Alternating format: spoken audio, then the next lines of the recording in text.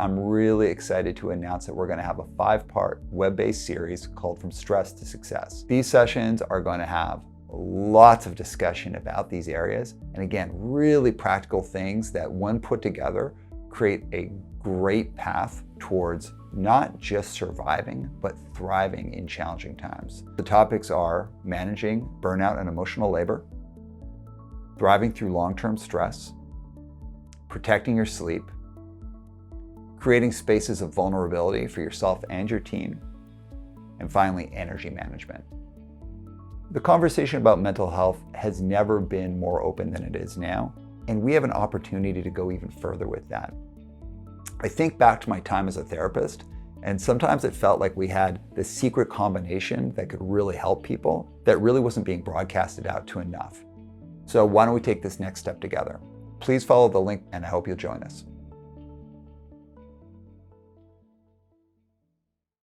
Podcasting has latched on and has stayed and has only grown larger. So I think it's going to continue. People are going to make investments. People are still like, I would compare to like a grade level perspective. I would say podcasting is probably maybe like 5th or 6th grade. Like they know how to tie their shoes, roughly speaking, as an industry, but like it's not as evolved as obviously like radio and television. So in 5 to 10 to 15 years, like it's only going to become larger. We have no clue where the ceiling is until we see that ceiling, until we see the plateau of it.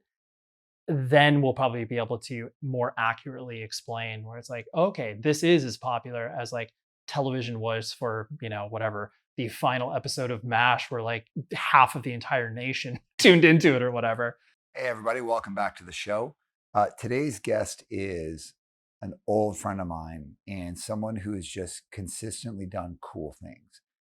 And when I say cool things, they're things that have been some like, in front of you, like playing in a band on a stage, but also behind the stage or behind the scene things like record labels or podcasts, and then also what he does professionally. An interesting person, and also someone who's just like unabashedly themselves, always positive, always pushing forward, and very willing to be like vulnerable and honest about where he's at too. So this is a great conversation with someone I have a lot of respect for. Before we get to it, please rate, review, and subscribe to the podcast. It makes a difference, so thank you. My name is Aram and Ray, and this is One Step Beyond.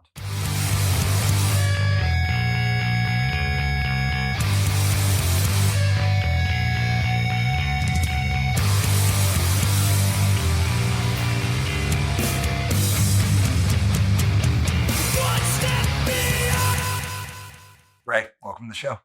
Thank you very much, Ram. I'm excited to be. I know people are supposed to say they're excited to be having a conversation with you, but I genuinely enjoy what you do, how thoughtful you are. I respected when we did our podcast together, which I'm sure we'll talk about later at some capacity, but the idea of you being thoughtful about your word choices and responses, because most people aren't, and the economy of words, which I don't have a talent of, obviously, because I'm stepping over all your intro. But just that idea, I was just like, oh, not only do I like this guy, but like he's obviously very thoughtful on top of it. So anyways, I'm just excited to be here. That is the most like Ray intro, like perfect start. Thank you. It's my pleasure. All right.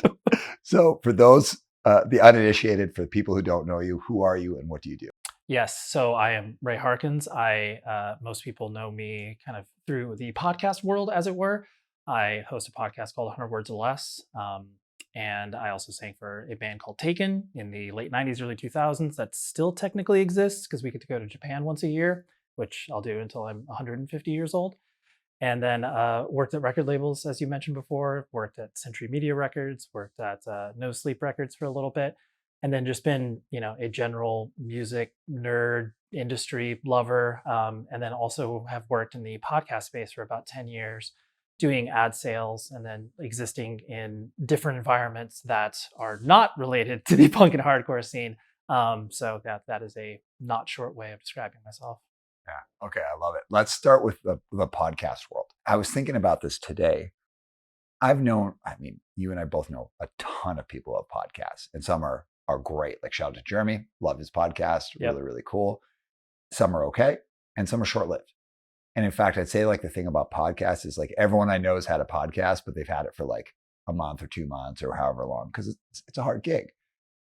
You are the first person, to my recollection, and I really racked my head thinking about it, who's had a legitimately cool, high quality podcast. And when I mean quality conversation, quality podcast for a super long time. So what can you tell us about the podcast? Yes, I am proud of the fact that I've been so consistent, because I think that was something that, to your point, like people like the idea, especially now because podcasting means something different in 2023 than it did in 2013 when I started to really do it in earnest. And so I think in regards to the podcast, like just the focus of, okay, this is something fun that I want to do with friends. I noticed a lot about the same sort of principles that we have experience in playing in bands, where we didn't ask permission from our parents to do it. Like, I was just like, oh yeah, this would be fun. And like, it was just an extension of the things I was also interested in regards to like zine culture and interviews. I was like, this is just a modern version of this. So why not do it? And I also, like, if you go way back into the archives, I'm talking about like the first like 20 or so episodes, it was a whole different show. It was called First World Problems, where it was me, two of my best friends, Joey K, who I know you're friends with, and then another friend of ours, Scott Arnold. And then we would have another person like yourself join in, kind of loose pop culture talk or whatever, and then, sort of pseudo interviews. What I realized was just like, oh, it's not that I don't like working with people, but it became like babysitting, because, scheduling is awful with more than one person. Terrible. And so once I started to realize, I'm like, hey, I can just do this by myself, not because I am stronger without you, but just like the ease of use. I never want this to feel like a job. And so once I got that flow down, it was so easy for me to, have done it for the better part. I think I'm approaching on like the 11th year in podcasting of my own show. And because I recognized that relatively early on, I think that was able to propel me forward to where now many friends and other people have pointed to me being like, oh yeah, like I listened to your show, in high school or whatever. I'm just like, that's really funny to think about, but that's the same premise that so many people run across in, bands that have lasted longer than like 2 full lengths, where it's like, oh yeah, like your band was influential. It's like, oh, that's great. And you listened to it when you were in junior high? It's like, oh, okay, that makes me feel old, but that's totally fine. I really like the reference when you're like, oh, it's kind of like a modern fanzine. I wouldn't have put it that way, but now that you're saying it, it's like a modern long form fanzine where you can really get into things. But just like a fanzine, people can pick it up and then put it back down, but then come back to it again. Right? Yeah. It's not like a TV program back in the old days where you had to tape it or whatever it is.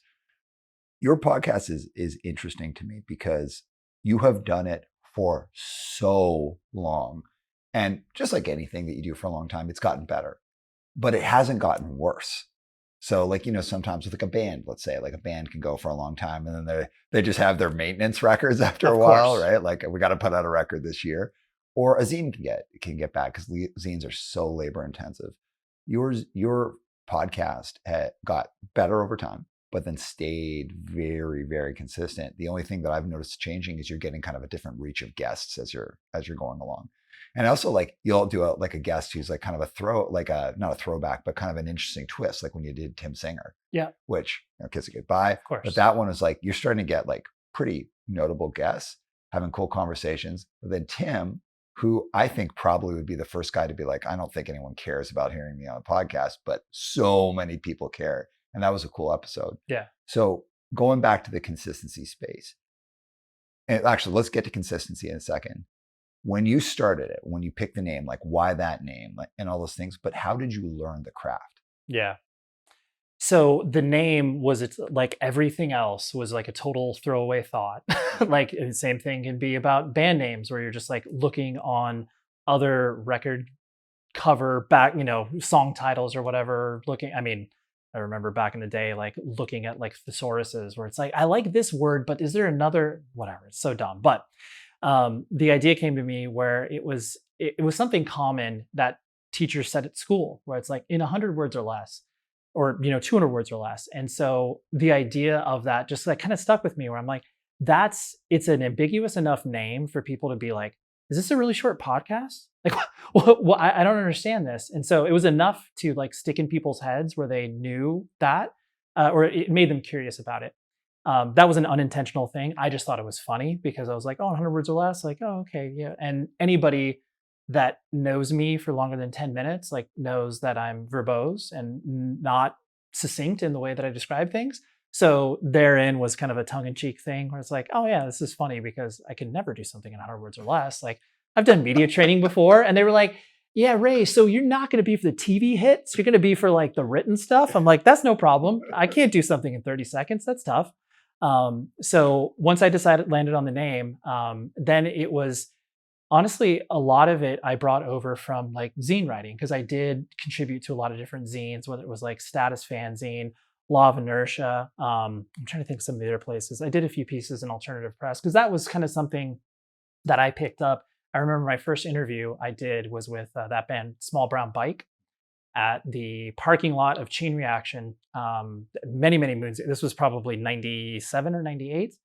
And I just loved sitting down with Mike Reed, who I then had on the podcast, like, I don't know, 3 or 4 years ago. And I was like, you don't remember this, but he's like, oh no, I did. Because like you asked questions that like weren't stupid. I was like, that's great. Like as a 17-year-old asking you questions that weren't punishing, it was awesome. So I feel like I developed some sense of understanding what the flow of a conversation should be and realizing that, because I think a lot of people, especially in the idea of podcasting, is that it's and you know, you could argue obviously playing in bands and like anything entertainment related, there's a lot of ego attached to it. It's like, I'm a host, I'm the person that's here, I'm the voice that's constantly in your head.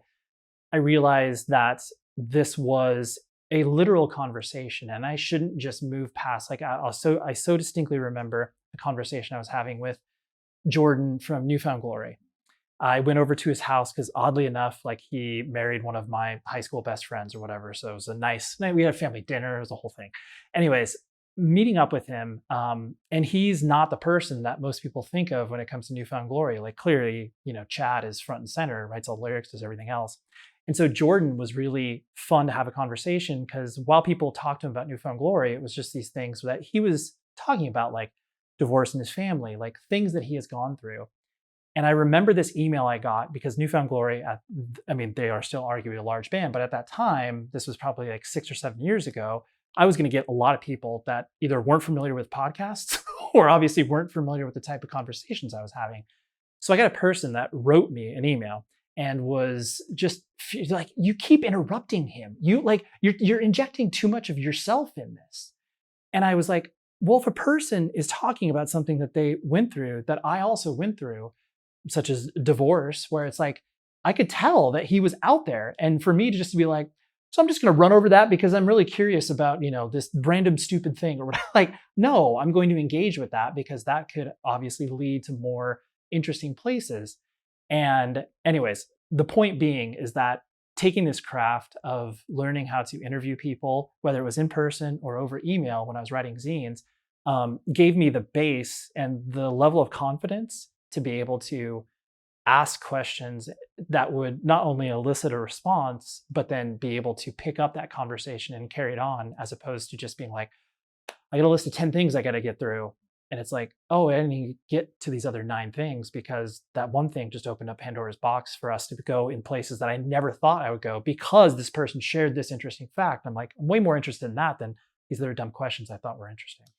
It's really cool that you brought that up because it's something I was like, I wanted to ask. I was a little hesitant to get to. Your style is quite a bit different than the typical podcaster, where, you know, sometimes people are like very directive and they're trying to create us a story arc, whatever it is, right? Yeah. You're having like real conversations, but you have no hesitance to inject yourself into the story and to be like, oh, I've experienced that too, or here's my take on it. And it really has the sense of like 2 friends doing a road trip and just like talking in a car about it and like the back and forth. It's funny that you got the email about it critiquing that because it actually takes a lot of, I don't view it as like a selfish or self-centered thing. I view it as more of like a giving thing because it's tough to do that. If someone's opening up some super vulnerable thing and you're like, oh yeah, me too, by the way, X, Y, and Z. Mm-hmm. So was that a natural thing for you or did you have to work on it? It was pretty natural because I felt, even though there is that, to your point, just that that idea of putting yourself into a person's, interview or story or whatever, it can remove the artifice of the idea of like, this is how an official interview should go. It's like every time I speak to a person, I do a little preamble at the beginning where it's just like, I like, if I bring anything up that you're uncomfortable with, we can move past it. Or alternatively, like if we're speaking about something, like I'm going to, offer up like some semblance of being a human. And I think that that's where I was always very predisposed to do that, just because I felt like that was a very easy way. Like, I'm an only child, don't have any brothers or sisters. Obviously, that's what only child means. But just the idea of trying to connect with people, I was always doing that. I was always comfortable in speaking with people. But then there was that idea of trying to get past that, superficial leaning of most conversations. And I was like, okay, that's cool, but what's more? Like, how do we go after this? And I always recognize that in myself as being like, even if a person doesn't necessarily care that as much about me as I care much about them, I was still willing to just completely glom onto that person within reason. Like, I learned over time where it's just like, oh, I can't become obsessed with this person and just like, like completely become their best friend, whether they did not sign up for that, like at all. I understand that fact. But over time, I was able to calibrate that to where it's like, hey, I will be curious about you and I will make this connection.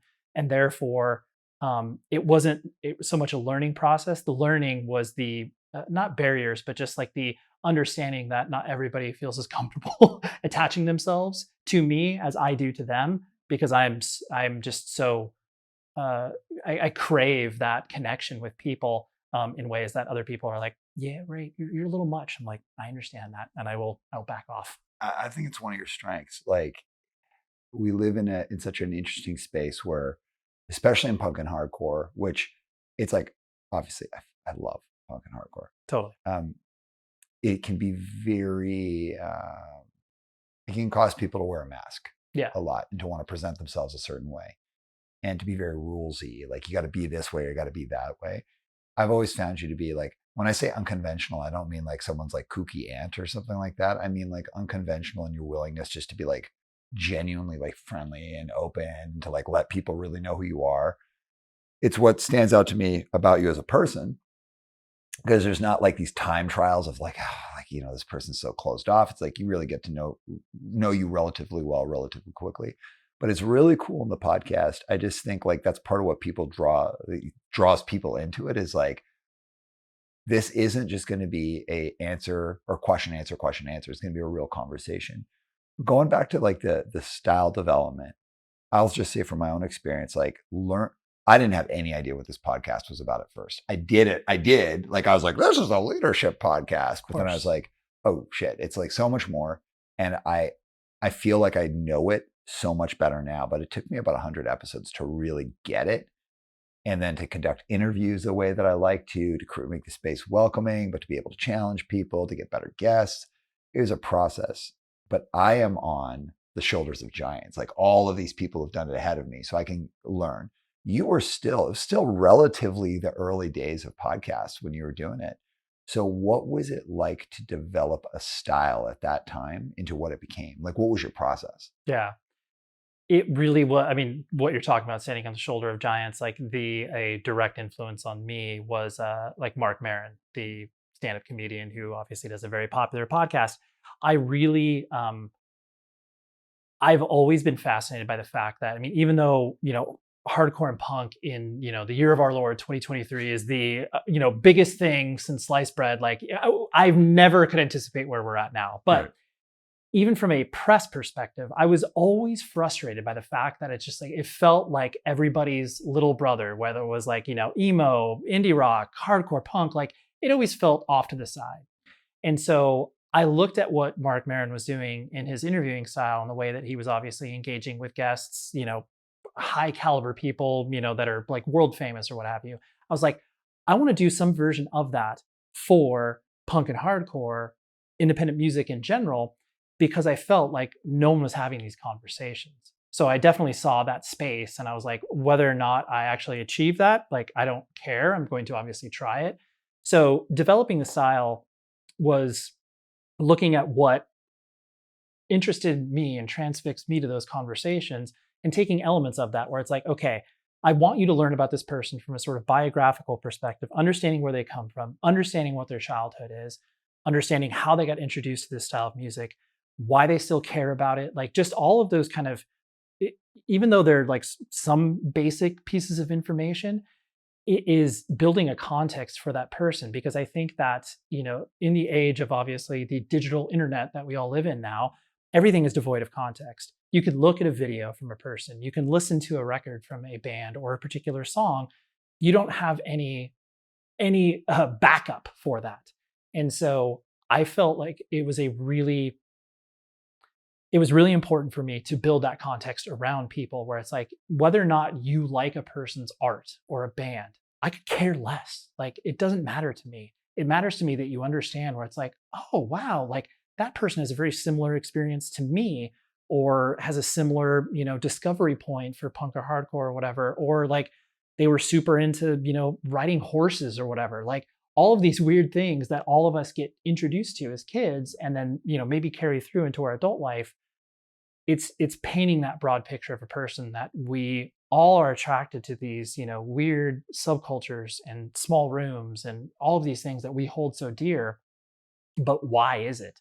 And why is it that we carry it forward so often? And the people that do stay involved, that they care about it probably even more deeply than they did when they first discovered it. Because even though there's that satiation, that the idea of collecting all these bands and like finding all this information, like you're just drinking from a fire hose. And then once you're an adult and you obviously have your tastes, more calcified than they are, you then look back fondly and you're just like, oh, that really was meaningful. And I still am caring about this, even though theoretically I should have aged out by a certain point.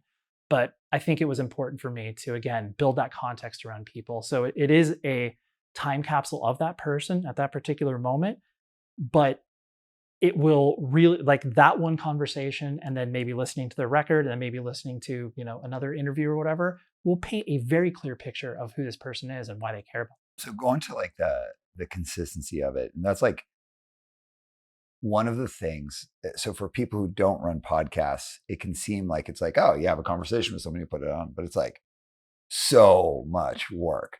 And I'm really fortunate because I have a team. I believe you do everything yourself. Right? Correct. Yeah. So like all the editing, all the booking, all the reach out, all of it, right? Yep.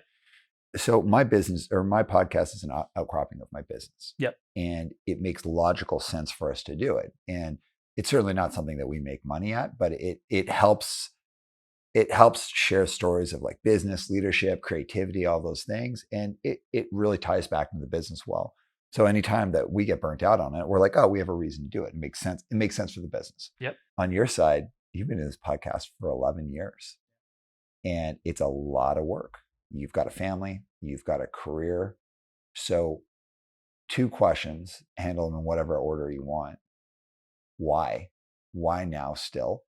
Especially when you're like, hey, maybe like conceptually, I'm supposed to be, I should have already aged out of this thing. Of course. So why? Yep. And then also, how are you keeping the quality up? Because the quality is so consistent and is getting better in terms of guests, but also just like the willingness to just have good conversations in a way that's true to you is always there. So whatever order you want, those 2 questions. Well, I appreciate you saying that. I think I'll tackle the why. I mean, frankly, over time, it has become easier. So this is kind of answering both questions. Because the podcast is now a quantifiable commodity, i.e. people know what it is, I can consistently book guests, and where people come to me. I don't have to be as proactive leaning on my friend group where it's like, hey, do you want to do this or whatever? I still do that, but there is a large amount where it's of people that are incoming, whether it's like press or PR being like, oh, hey, we know this would be a great fit. So like, let's do this. So it has made it easier.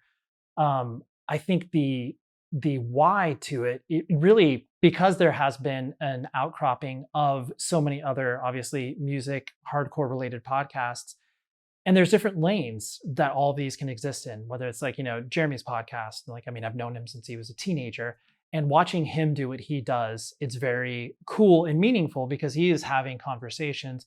They're more centered around obviously the first experiences. And I pull on a little of those threads in my show, but it's like people can listen to both of those and get something out of it completely different as they would like, listening to the guys in hard lore, where it's like, that's just all about tomfoolery and like them hanging out talking about fast food or whatever. And even though there is an intersection of the two subject matters that we cover, we could not be different from one another.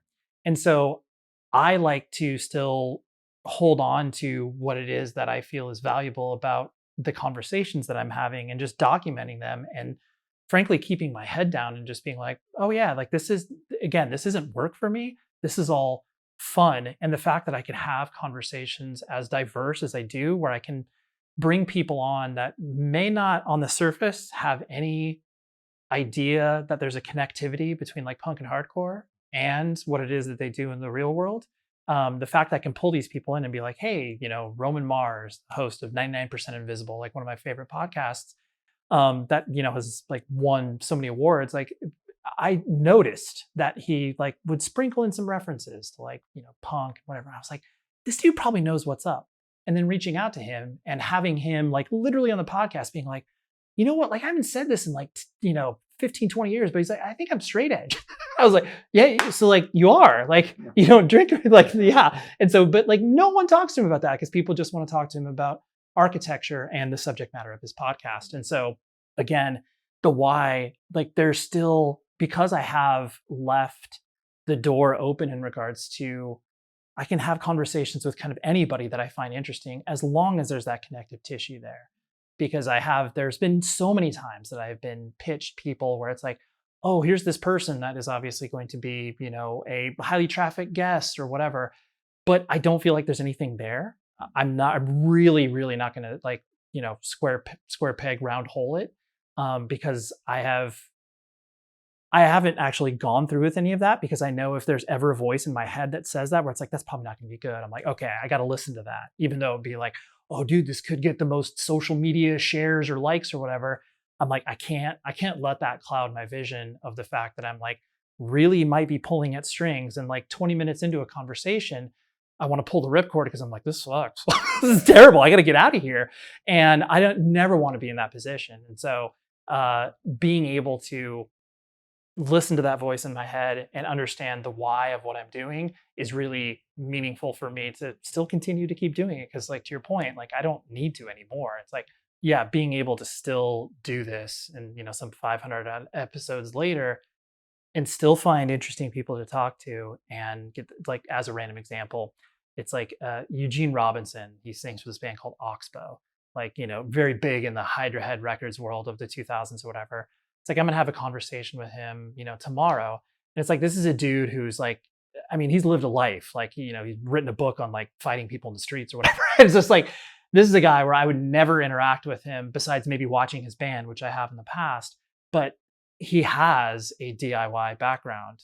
But he's also worked in media for the past 10 or 15 years. And so being able to have these conversations with people like that, it's like, I love to have those. And like, until I feel like I've literally run at the end of my rope of like, oh man, I feel like I don't have anybody to talk to. Or it's like, if I have said this to myself where if I literally am like week to week, I'm like scrambling for a guest that never need to be in that spot. I'm literally usually always like a month to 2 months ahead of interviews to be able to publish to where I feel completely confident and like able to manage all the workload plus everything else that I do in my life. So one of the things that with punk, like when we're saying things from the stage, is like get involved, like start a zine, start a band, you put on a show, start a record label, like design t-shirt, whatever it is. It's like get involved.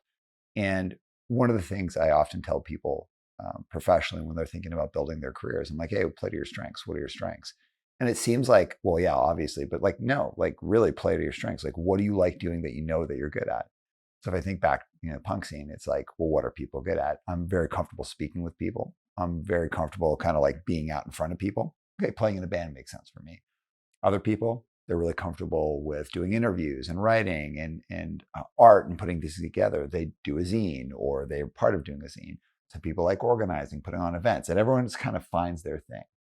For you, you've done all of those things, some version of all of those things. The podcast has come over time to be the thing that you're known for. And the other things, you've been done really, really cool things, but this is the one that's been long-standing, that like, it's like, oh, Ray, his podcast. In fact, without giving anything away, our last guest, as when you came in here to do your podcast, pitched you a guest where I was like, damn, that's a cool guest. Like, that's awesome. Yeah. I was super psyched and already putting myself like, whoa, I can't wait to listen to that one. That will be what a meeting of two worlds, right? Totally. But this is the one you're known for. So going back to that idea of like allowing people to tell their story, like you're the medium to help someone tell their story. Why was that the draw for you when you first started interviewing bands back in your earliest days? Why that? You said a word that really pulled something in my head, which is like get involved. I always felt, especially because like, the band that I played in, I was the default business guy as the lead vocalist. It just happens to fall on your plate some of those times. And so like book shows, and I recognized that I was always drawn to the business side of things and interacting with people and understanding how to pull this together. I wanted to do that. I wanted to put on shows like locally as well. So it's like, I basically just kept adding to my plate as long as it felt like there was some connective tissue I could pull together where it's like, okay, me booking local shows could potentially help my band, could potentially, be able to meet other bands where I could obviously trade shows. And so I felt that snowball effect, like as long as there was that, like I said, connective tissue being able to pull together. And so the interviewing and writing for zines, it just, to me, it felt like the most logical extension where I was like, because I was doing that while I was also playing in bands and reviewing music. And like, I just was always enamored by getting more deeply connected to this music scene. And so I always felt the need to do as much as I possibly could. It's not even so much from a fact of like, oh, my legacy, or like the fact that there's more visibility on me as a person. I just like, I could never say no to an interesting opportunity or pursue an interesting opportunity. And so a lot of the things that I've been able to participate in have really not because someone's tapped me on the shoulder, be like, hey, Ray, like, it's usually been me kind of like putting my foot in the door and being like, hey, have you thought about that? Have you thought about doing something like that? And people will be like, oh, actually, no, that's a good idea. Like, do you want to be involved in some capacity? I'm like, yeah, that's kind of why I brought it up. So here's this idea I had. And so I think that was really, the podcast was just kind of like a logical stepping stone in regards to the fact that like the technology exists, the format exists. And that once I became enamored with the idea of podcasts, I was like, oh, I gotta do something in relation to this with the music scene, broadly speaking, because there's no representation at that particular point. Like no one was doing that sort of critical, conversation, like anything in relation to punk or hardcore. So I was like, oh, here's a space that I think I can fill. And whether or not this is something long lasting or just fleeting, I don't care. I'm just going to, again, put my foot in the door and be like, I'll just try this out and then see how it goes. Yeah. And there really was no one doing it. Like, it's like before, it's like, oh, like here's an interview with a band. How's your record? Or here's your review. But this is totally different. I want to push further on that though.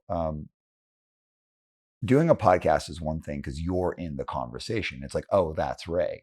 Like when I read a review for a record, I'm not like, oh, who reviewed this? Like, and I want to know about them. Or if someone does an interview, like a written interview, I'm not like, wow, I'm really interested in knowing about that person. Writing a review is hard work. Yeah. And you're really trying to like give a fair review of something, like a fair shake. It's taking someone's creative output for a year or two, and not just the music, it's the recording, it's the art, everything, and like giving yourself to it. Yeah. And then doing an interview is like hard, and you have to write it down and do all this stuff. So why that? It's like, I don't want to say totally thankless, but you're like relatively anonymous when you're doing that, but you're telling someone else's story and critiquing someone else's art. Why were you compelled to put yourself in that position? Was it because you thought you were good at it, or it was just like, that's just what I'm going to do? I honestly, I felt a compulsion, partially because I do, from like a schooling perspective, it was relatively easy for me to put pen to paper as far as writing anything at school. And I knew that once I became like, because I mean, to not push back or contradict what you're saying, but it's like I became obsessed with where it's like, oh, like who's behind antimatter? It's like, oh, it's Norm Arenas, or it's like, oh, Rumpshaker fanzine, where it's like, oh yeah, Eric Rumpshaker. Like I got to know these zine publishers or whatever, and I use very big air quotes publishers, you know. So I wanted to create relationships with these people, and then by default, they saw how interested and passionate I was about, you know, writing hardcore, punk, whatever. And so they were just like, oh yeah, I mean, it would be as simple as sending me these CDs where I was just like, I'm getting free music on top of, like, this is cool. And you're paying me $20 or whatever. It's like, this is great.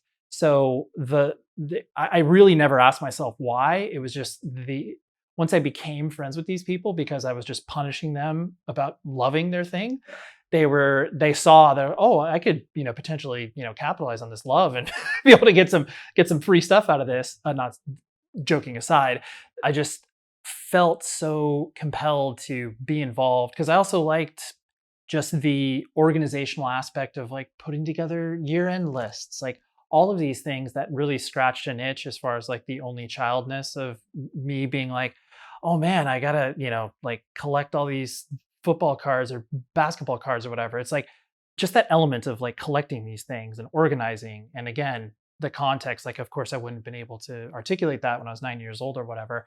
But all of that was important to me. And so regardless again of whether or not I was getting, you know, the highlight of being like, oh, this is a Ray Harkins piece, so of course this is going to be great. I'm like, I didn't care. But as long as a person read it and obviously felt some connective tissue being pulled there, they would be like, oh, that was like a good zine. Like that was a good interview. That's all I could really ask for. I didn't feel you were pushing back at all. I love what you just said. And so I'm going to put an and on there. It's like, let's think of Dan, Second Nature fanzine. Yes. Right? Like unbelievable fanzine. Unbelievable. Let's think of Norm, right? Antimatter, unbelievable fanzine. Let's think of Eric Rumpshaker, unbelievable fanzine. These are like iconic fanzines. Yep. And for every one of those, there's like 100 that you've never heard of that people put equal, if not more work into, blood, sweat, and tears. And like zine culture, interview culture, review culture, it's like, it's such a interesting thing because it's like all of this effort, where is it going? It's going to end up in some like, you know, some zine library somewhere and some stack in someone's thing, or like maybe in the garbage.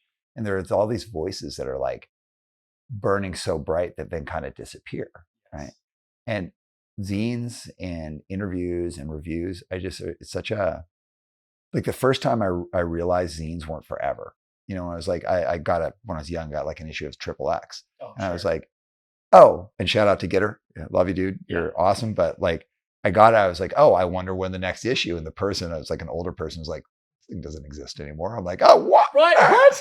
This isn't like Time Magazine. Like, totally. You know, thought this was a thing. And you get into it and you're like, oh, like zines are so finite and people are doing these interviews and I have no idea who these are. People in these reviews. It's like, it's such a special thing, especially that medium of talking about someone else's art and critiquing it. Yep. And drawing attention to it for either a good result or a poor result, but then also interviewing people. I just find it fascinating. I never had that bug to do it. Like I did a little bit of reviews for people and I slightly tried my hand at interviewing, but frankly, it was too much work. Like it was just way too much work. And that's why I'm always so fascinated with people who before podcasting were so willing to be in that space. Cause it's like a ton of work.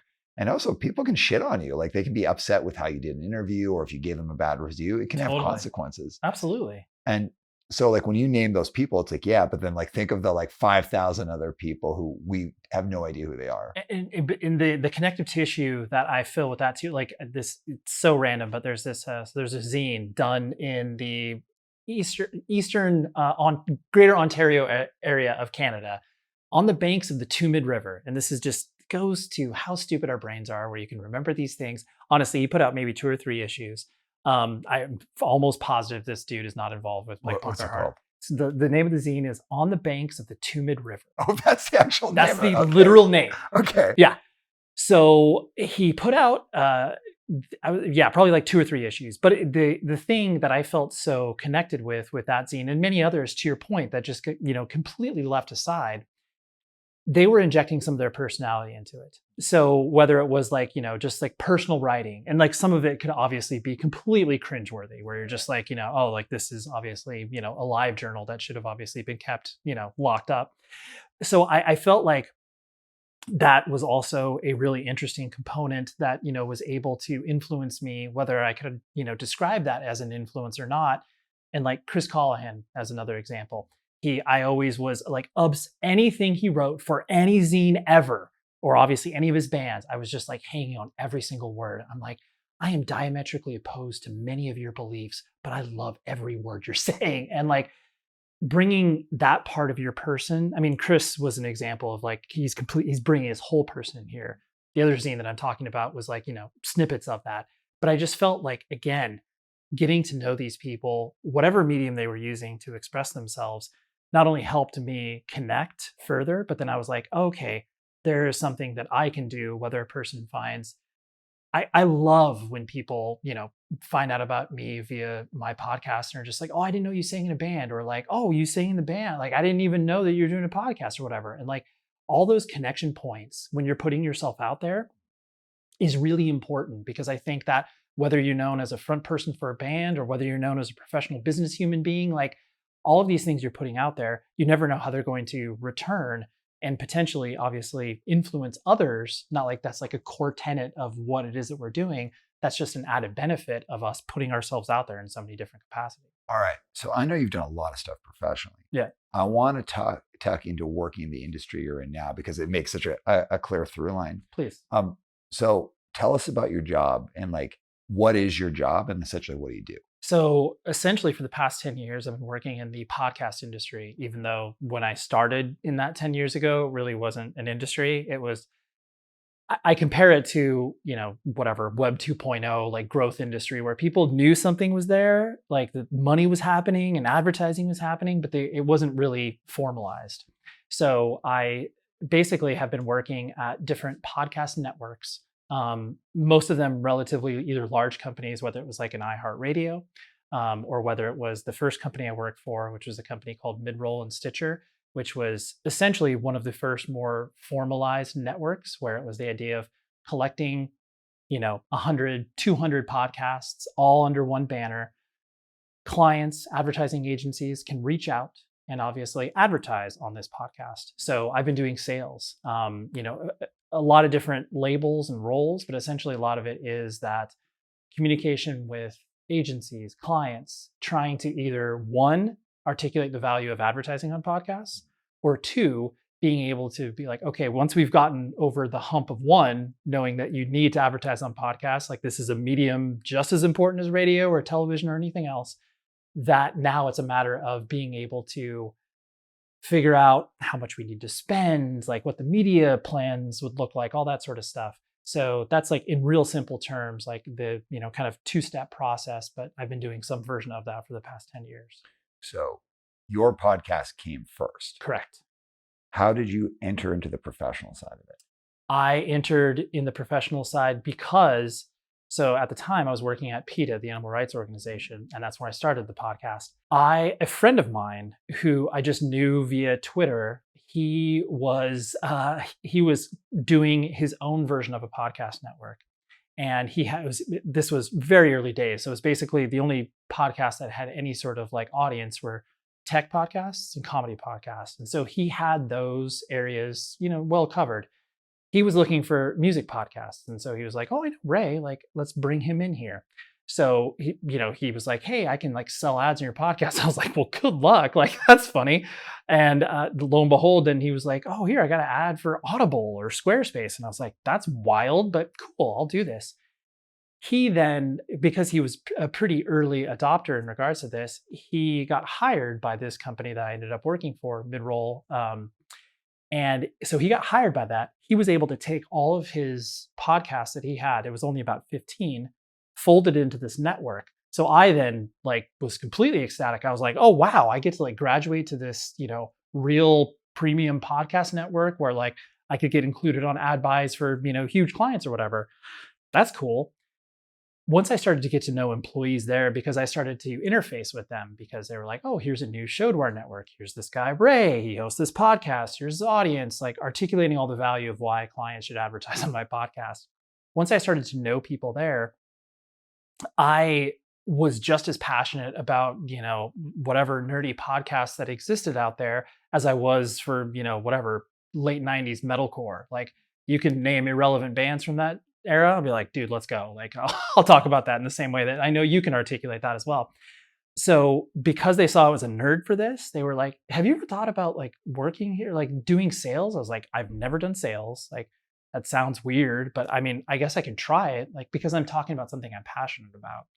If you told me tomorrow, or it's like, hey, Ray, you're going to sell knives, I'd be like, no, I cannot.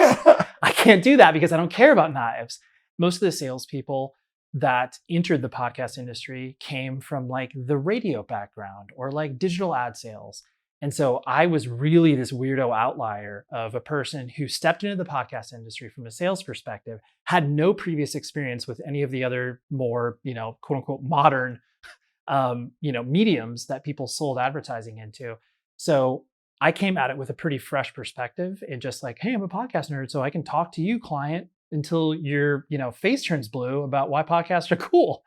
And so that's how I entered the industry, and then was kind of, baptized by fire and understanding, like, I will never forget, just because advertising is such a black box where most people are like, oh yeah, I know I'm advertised to, but it's like, when you look behind the scenes and understand how all of this works, I'm just like, there's so much money in advertising. It's just like, I was dealing with monopoly money, where when I say that, because it was like, these are numbers where it's like, okay, so we're going to be doing an ad for like, 60-second ad for like $15,000. And I was like, and you're not going to go out of business when I invoice you for this? I was like, my experience with punk or hardcore is like, the moment you would talk about $15,000, it'd be like, whew, that's going to be like on the net 180. Like, I won't be able to pay that for a year and a half, bare minimum. And so that was the biggest adjustment for me, where I was like, oh, this is real world money, as opposed to what I had experienced in the past, whether it was working at record labels or at PETA, which is a nonprofit world. That was the biggest transition for me. So when you started working in that space, and especially because you came from like an outsider perspective, like you were an end user, yes, of podcasts, both as a listener, but also as someone who made it. You had a different perspective than people who deal with, like, let's say, traditional media sources. You have that fresh take. Did that make you a welcome addition to a sales team, or were people like, get the hell out of here, you know what you're talking about? It was probably, I would say, if I'm breaking it down percentage wise, I would say 70% a breath and 30% being like, you're an idiot, like, you don't know what you're doing. But I think my earnestness and honestly, like, my personality, where it's like, because most salespeople, generically speaking, it's like, the used car salesman, like a person who's all of those cliches, which are completely true for most salespeople, because they're like, they definitely, or it's like, oh, you're a good salesperson. Have you ever thought about selling, medical devices? And it's like, how much does it pay? What's my commission? And that was obviously not the space that I was coming from. So once most of the people I was working with saw that I wasn't a proverbial threat, where I was just like, I just like podcasts, and like this very Pollyanna-ish view, that 30%, immediately dropped. And it was that idea where it's like, oh, like, this guy's coming at it for the right reasons, even though, like, I would never do that because I'm a salesperson and I'm going to crush my goal and get bonuses and whatever else that people do. It was something that it endeared me to them, because I was kind of this oddball that existed outside of the normal trajectory that most people go through, where it's like, all right, I graduated college and like, I'm going to hit the pavement doing sales and cold calls or whatever. And it's like, I never experienced that. And I was walked in, given like a client list and agencies to talk to, and got to know those people like as real humans. Like, it's so funny. And I know that you can identify with this, when you start to have interactions with people in a real way and don't just view them as like, simple transactions. They're like, oh, like, you're nice, or like, I'm like, well, yeah, it's because, like, I think if you do something for me and I make you look cool, like, don't we both win? Totally. And so many people view this as like a very, a black and white scenario where it's just like, oh, I'll crush you in order to like, get the thing that I need or whatever. And it's like, you probably can both meet in the middle and still win.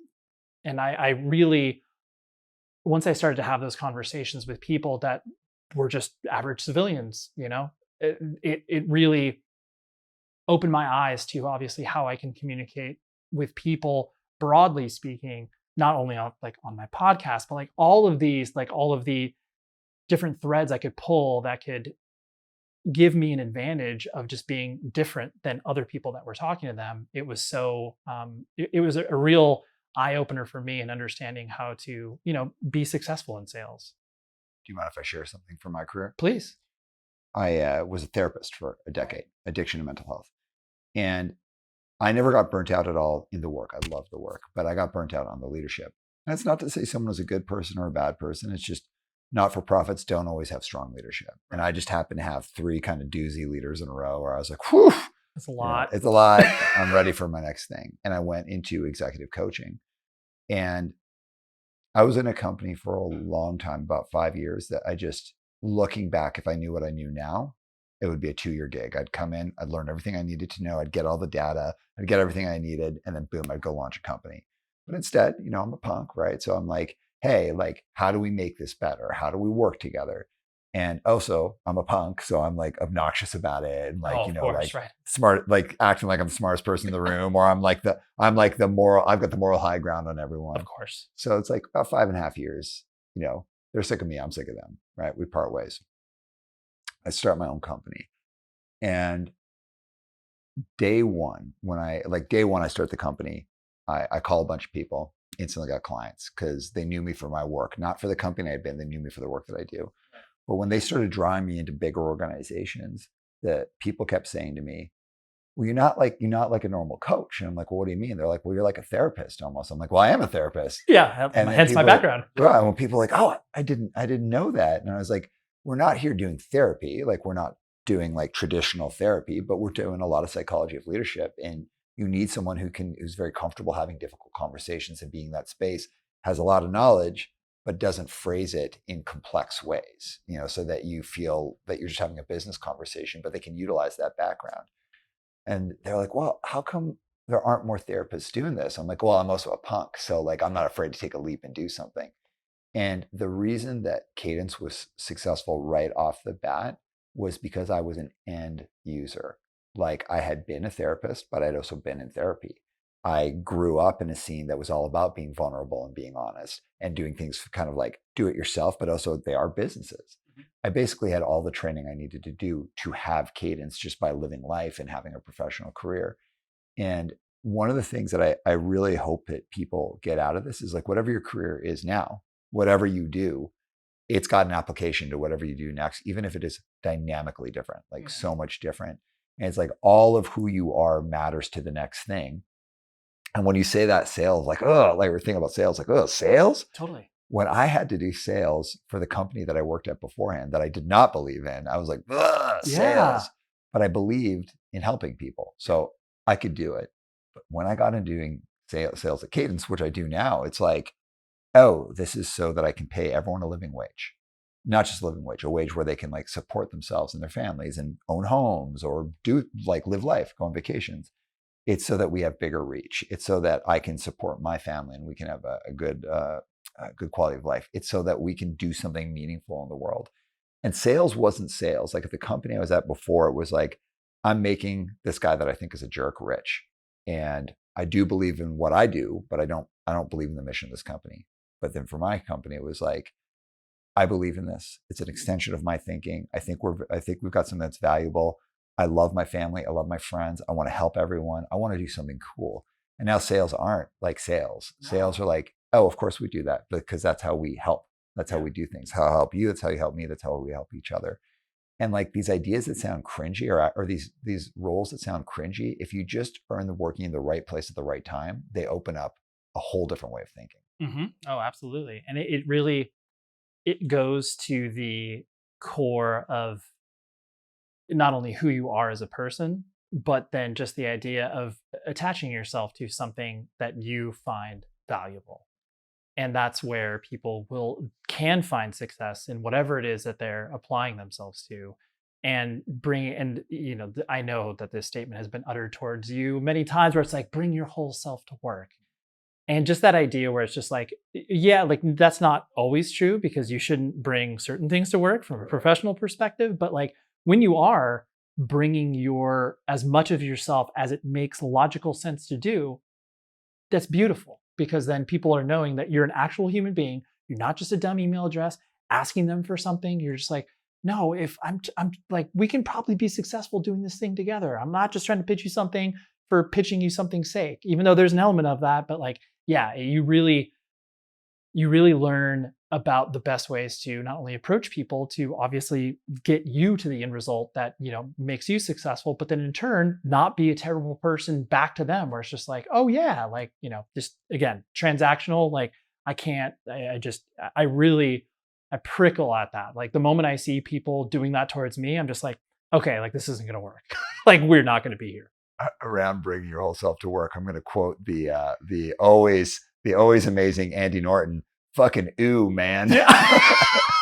Dude, it's awful. It's so awful. Like I am a believer in like bringing your whole self, like being who you are. Exactly. But being the heightened version. So it's like what I say, like the high self and the low self. Yep. So when I go to a wedding, like I don't show up in pajamas. Course. Or sweatpants, where I prefer to wear pajamas. Well, not pajamas. I prefer to wear like sweatpants or shorts or be comfortable. Yeah. But if I'm going to someone's wedding and they're having like a nice wedding, I know I'm going to wear a suit. Right. And when I'm in a suit, I feel good. You know, I'm like, this feels good. It's nice. Go to the wedding, you have fun, you take off your jacket, you have a good time, right? Yep. But that, like, if you were to say to me, Aram, do you want to wear a suit when you're sitting at home with your wife watching TV? I'd be like, no, that's crazy. Awful. It's also crazy to me to go to a wedding not wearing the appropriate attire. The idea is like the high self versus the low self. It's like being the high self is meeting the needs of the situation appropriately. And it's still me in the suit going to the wedding. It's all of me, but I am showing the version of myself or putting together the version of myself that's appropriate for that moment and moving with the flow of the conversation and the flow of the night. To not do that, I think, is an ultra selfish, narcissistic thing of just being like, this is exactly who I am. And bringing my whole self to work is the most important thing. So everyone else needs to put up with it. It's like, that actually sounds like moderately abusive. I feel that's like, bring your best self to work and move with the flow. If someone else is doing something objectionable, state your need, hold your boundaries, do those things, but also make space for others to do that with you. So bring your whole self to work, but to go again to Andy Norton, fucking you, man. Like, totally. Read the room. Don't be gross. Like, just don't bring all that other stuff. Totally. Don't be a bull in a china shop. Definitely understand what you need to bring to the table in order to obviously be a respectable human being in whatever situation you're walking into. Totally. All right. So you get that first job. You kind of like, it just morphs into this thing. Yep. What's next? So in understanding like the value that I was bringing, like, because I hit the ground running in regards to, getting ad sales. And like that network that I worked for initially was, kind of the only shop in town. And so as far as like big clients were concerned, like the ones who could be like, oh, I just need to work with one person as opposed to trying to talk to 200 individual podcasts, like I don't have time for that. So I understood, like, as I started to kind of move throughout that company, mostly a sales role, but then I shifted into kind of a sales marketing role because I saw that I could be helpful to other salespeople and not just like, in the biz that they call it, my own book of business. And so that was a role that it technically created myself, where I approached my boss and I was like, listen, all of these salespeople that I'm working with, that I've developed relationships with internally, they come to me for like, hey, Ray, like, how is this show performed for advertisers? Or like, they would just lean on me because again, podcast nerd, being able to be like, I'm not just like selling our most, 10 most popular shows. Like I dug deep in the catalog being like, oh yeah, here's these shows that are smaller, but they still have a very valuable audience. And so because of that, a lot of people were leaning on me. So I went to my boss with this idea and she was totally on board with it and was like, okay, cool. We can transition you to this. So I did that for about 2 years, and I really enjoyed that because it was less like clients focused, agency focused, and it was helping. I mean, I still was dipping into that, but then there was a lot of conversations that I was having internally, developing, curriculums, like doing presentations, like for lack of a better term, like thought leadership internally.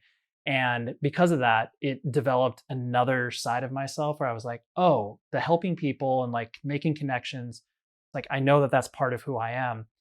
But then also being able to put a business layer on top of it, I was like, oh, this is cool, where I am able to scratch both itches of things that I am interested in. The company that I was working for was about 120 to 150 people. But then I got pursued by iHeartRadio to come work for them. And that was a huge monolith. Like we're talking thousands and thousands of employees. So I had to make that decision whether or not I wanted to go to something larger or keep it at something that was, that company had since been acquired by a larger media company that was mostly focused on televisions. This was kind of just like their, oh, we know podcast advertising is going to be a big thing. TV is tough these days, so like we need to diversify our portfolio. But then I ultimately made the decision to go to iHeartRadio, and I worked there for about, it was probably about 5 or 6 years. And so I loved it. I really enjoyed the experience of working with so many different people from so many different backgrounds, and being able to understand, again, like kind of bringing that helpful nature. Like the moment that you try to approach a person being like, how can I help you? And not just like serving them that line where it's just like, oh, how can I help you? Because like when people come inauthentically with that line, anybody with any sort of emotional intelligence can read right through that, where it's like, what are you trying to sell me? Like, what are you really doing here? And so once I developed, and I'm sure you have spoken to clients like this and other people who are navigating corporate waters, when you have proven yourself in some capacity where your record internally speaks, where it's like, oh, this person says something and then they actually do it, it is absolutely insane to how much that differentiates you from other people. There are so many people, like they can't even respond to a simple email. And just that idea of being like, oh yeah, I'll email you on Wednesday. And then on Wednesday morning, you get an email from me. People are like, dude, Ray, you're so helpful. I'm like, I feel like I'm really operating at like a basic level of how we all should interact with each other. But there are so many people that don't do that. And not because they either don't care or they're horrible human beings, but they just either have poor time management skills, whatever. There's a lot of professional things that can add into that. Or they hate email. Like I'm sure you've encountered many people who are just like, oh man, my inbox is a nightmare. It's like, everybody says. But it's a matter of figuring out, knocking this out, handling this, like just prioritizing. And so I really enjoyed that developed, working at a company that big, really developed my skills in understanding what was manageable, what was like, oh, I can't go over there. I can't open that door to be helpful to those people, because I realize that I am going to then sacrifice any effectiveness that I have on this side of my work. And so it was really eye-opening for me to work at a company that large. Yeah. And what was your role there? Was it the same as before? It was, and this is such a cringeworthy term, but it was subject matter expert. So what I was enlisted to do, it was technically still sales. But so iHeart, as you can imagine, has a lot of different properties to quote unquote sell. You got radio, you got events, you got podcasts, you got digital advertising, you got social, whatever you want, like iHeart can do, with the exception of like video. And so these salespeople that work across the country, some have huge clients, some have like, Bob's Auto Repair Shop in like Jacksonville, Florida, or whatever. All these salespeople could technically sell podcasts, but so many of them barely have an understanding of what podcasts are as a, like how to download a podcast. And so for them to effectively speak to a client to be like, hey, you should buy podcasts, and then say you or Ram were like, okay, that sounds interesting. The salesperson then is immediately like, hey, help! I don't know what to do here.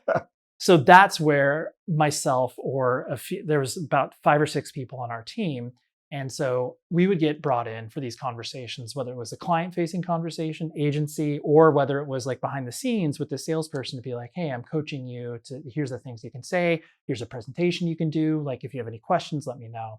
So we kind of were, I like to describe it like a Swiss Army knife for whatever needs of that particular salesperson.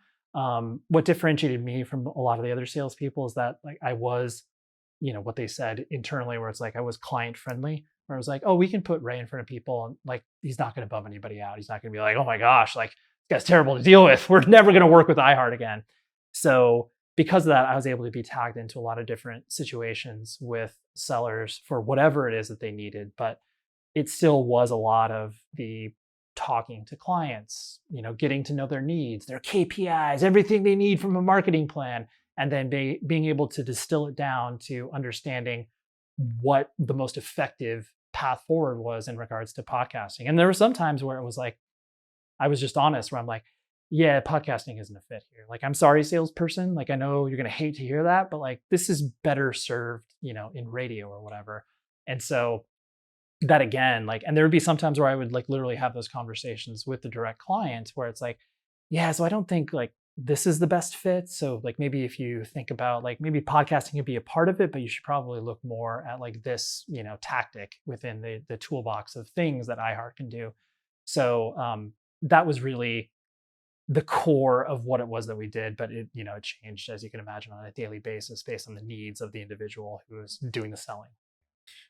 So after iHeart, you've got your latest job. Why the change? So for some people, working at iHeartRadio would be like, that's the goal. That's the pinnacle. Yeah. Twofold. One, a tale as old as time, where a new boss comes into play, throws a meeting on the calendar. I had known this person previously, so it was like we had a pre-existing relationship. Had been there for a couple months. So there wasn't any like real signs of any, corporate turmoil internally. So got a random, or random meeting request. And it's like, oh, why are we syncing like Tuesday and at 10:30? Like, this seems weird, but whatever. So then that morning, it was, I had some of my coworkers who were on the East Coast were texting me being like, I just got let go. I just got let go. And I was like, oh my gosh, I have a meeting in an hour. Am I going to get let go? I was like, there really wasn't any writing on the wall in regards to, oh my gosh, like our sales are way off. Like there wasn't any real reason. So then I get on the, Zoom call and kind of go through it. And I approached it very much like, I know what's coming. Like, tell me what the vibe is here. Like, what's happening? So they were like, we want you to stay, but this is the wrinkle. So we're going to take you, we're going to move you to a different department that you're still technically working on podcasts, but you are going to be serving what they call like basically the local salespeople. So these are people that have clients that are obviously, as you can imagine, local, where they're not looking to do a national advertising campaign. And so I was like, oh, that feels weird. And then on top of it, they were like, yes, we're going to pay you like $30,000 less. And I was like, that feels terrible. Yeah. So this was all dropped on me on a Tuesday. And so kind of like sat there for a moment. I was like, even though I feel okay that I have a job still, as opposed to my friends who, had been at the company for, maybe about a year or two longer than I had. So I went through that. I was like, okay, well, I am not going to leave because I want a job, but I need to see like what this kind of morphs into. So after I started to understand what my new job was going to be, and what made it even more ironic, like it was one of those things where this supervisor that was making all these dramatic changes was really not communicating it internally to a lot of other departments that we were working with. And so I was having to talk to these people to be like, hey, so you and I that were doing all this good work together, I technically can't help you anymore. And they were like, what are you talking about? It's like, well, this happened. And so I was telling people that I was getting reassigned, and all those other people that you liked working with, they actually got fired. And I was like, this feels so weird and awful that I'm doing all this messaging and there was no like, large emails sent out around. It was just all of these things that just felt so wrong, like as far as a process was concerned. And so anyways, with all of that to be said, I stuck around for a couple months, and it was even funnier what I was saying before I went off on that tangent, where it was like, I was given an award internally where it was like, you were the producer of the year, where it was like, oh, like you are, absolutely pivotal and crucial to all of these teams. And it was like, that was after I had been given this shift and this, like, for lack of a better term, like demotion just from a pay grade perspective. So I was like, this feels so, it's like, am I living in Bizarro world where it's like, I'm being recognized internally for a valuable, producer at a company. And then I get shifted to this whole other side of the business. So I was like, this is so weird. So stuck around for a couple months. And then ultimately I was like, I can't stay here because this feels, even though 99% of my experience there was great, it was that 1% where it really like, this doesn't feel right. And then of course, once you put in your 2 weeks, you get the whole call from all of the people above you. They're just like, oh, what like, I know this was handled kind of weird, but like, what can we do to make you stay? And I'm like, if we had this conversation like 2 or 3 months ago, it probably would have felt different. I was like, but this is kind of, too little, too late. Because at that time, I was getting tapped on the shoulder from other people because I had started to share in my close circle of professional friends in the podcast industry. I was like, hey, this feels weird that I went through this. Like, am I feeling all right about this? Like, am I right in feeling this way? And they were like, oh my gosh, yeah, that sounds terrible. And I was like, oh yeah, yeah, you're right. Like maybe I'm not off base in the way that I was feeling. And so ultimately arrived at that conclusion where I was like, I can probably find something out in the, for lack of a better term, like the general market that would be interesting for me to pursue.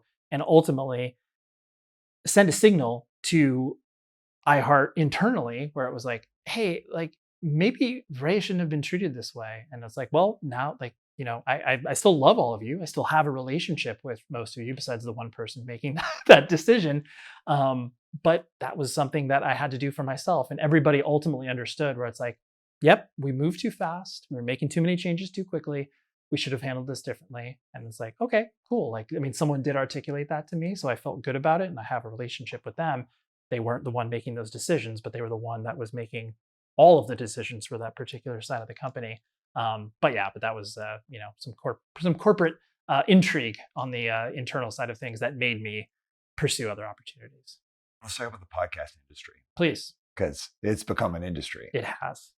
And, like I said earlier, it's like, suddenly it felt like everyone I knew had a podcast, myself included. It wasn't like I was some like front runner. I started a podcast when everyone started a podcast. You saw the value in it. It wasn't even the value in it. I'll just put it this way. The end game for me, not for Cadence, but for me, is to write books and to write books on leadership and to be a speaker on a national level. And while I have, as a speaker, I do have a lot of that on a national level. It's once you have a book or multiple books, it's just a whole different game. Yep. And part of that is demonstrating thought leadership through a podcast. And so it was never like, I want to start a podcast because I think this would be fun and interesting. It was, okay, working on a book. When it comes down to a publisher, I have to demonstrate that like literally 2 people at least care what I think. You got the chops, right? Yep. And of course, there's always your client base, but it's like, hey, here are all of our clients. But that doesn't mean people are going to buy your book. So we started the podcast and I was like, this is so hard. This is horrible. Like, this is a lot. 7 people listened to that. And that took us hours. Like, that was horrible. But over time, I've done it in a space where I've always been strong, is just being able to speak with people. So I was like, oh, actually, this maybe is the end game. Like, I love doing this. This is cool. But the further I get into it, and our podcast is progressing. We have more listeners, we have more subscribers. We're moving up the ranks of it slowly but surely and diligently, and we're figuring it out. But the further I get in, the further I'm like, oh, this is not a hill. This is a fucking mountain, an unimaginable mountain that I had no idea, because I never started it with that, let's start a podcast to get somewhere. Yep.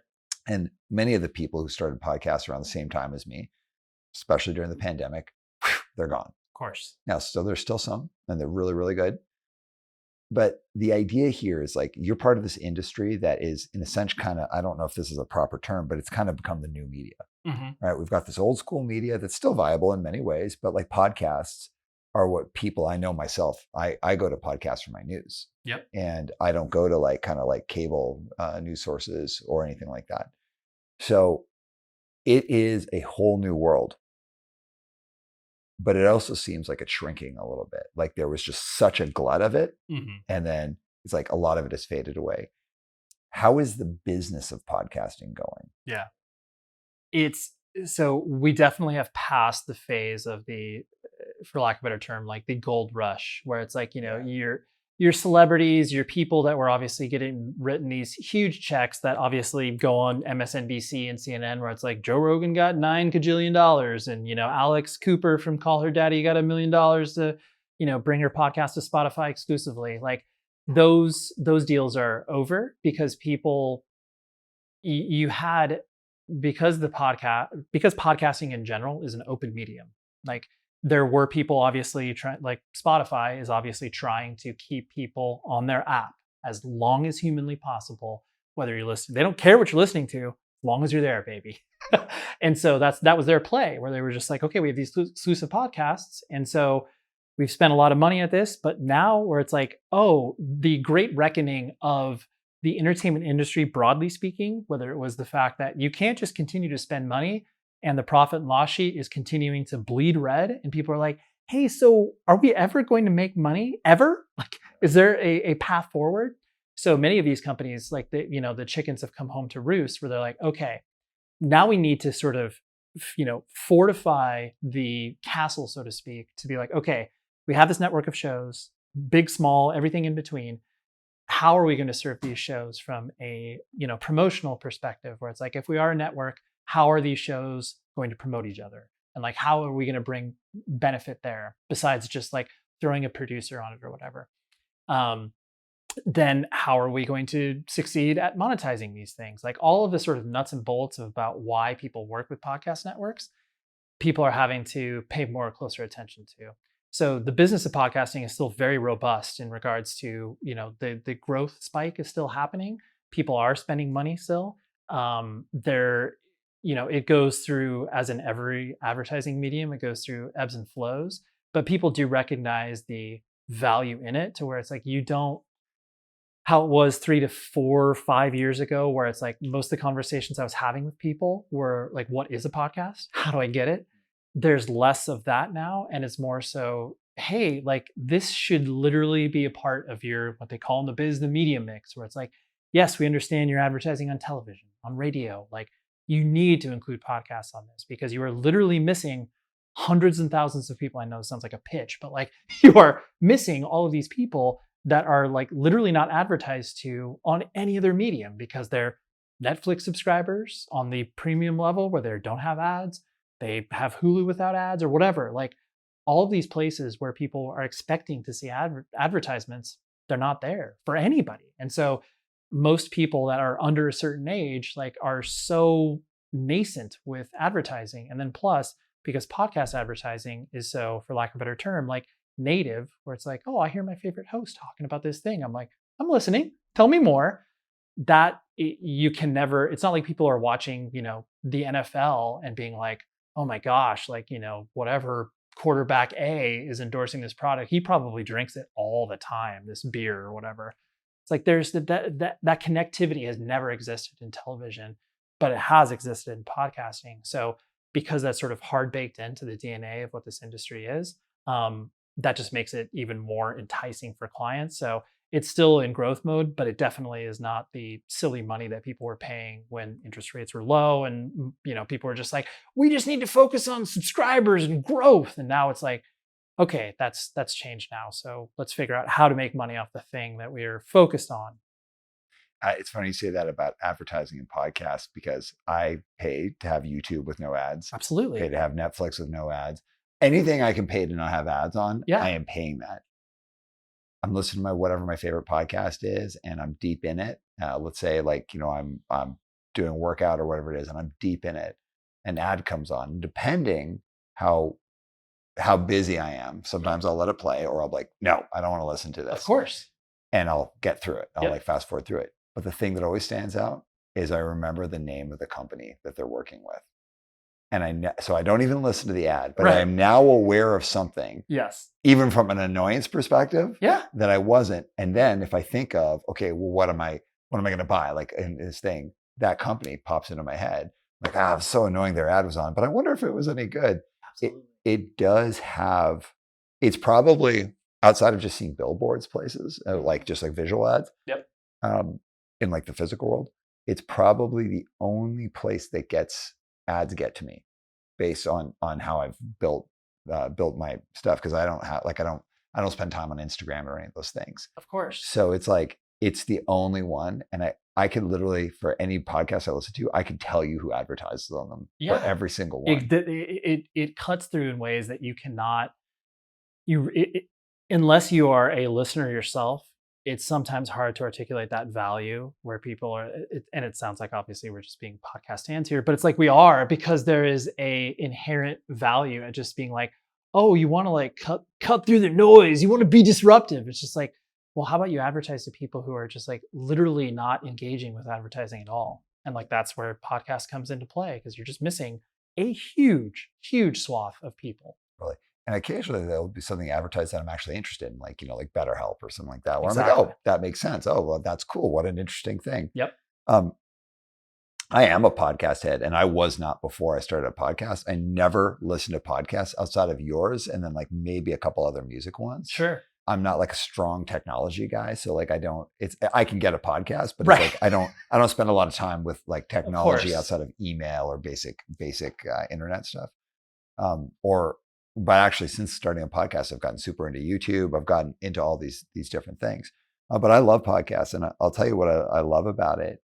It's the same thing I love about bands.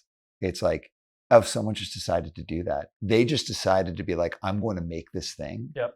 And let's say it's like, I don't listen to like funk, but let's say it's a funk band. I could be like, oh, it's cool. Someone just decided to do that. Yeah. Or if it's a podcast and technology, I am not a technology guy, but I'm like, oh, that's cool that someone decided to do that. Right. I like the idea. I like the angle. Yep. I just like the willingness to put yourself out there in a way that's like very vulnerable, because as soon as you put anything into the world, you're inviting critique. Yep. And of course, with most things, like you get a lot of positive feedback at first, but the more positive feedback, that's where all this other stuff comes.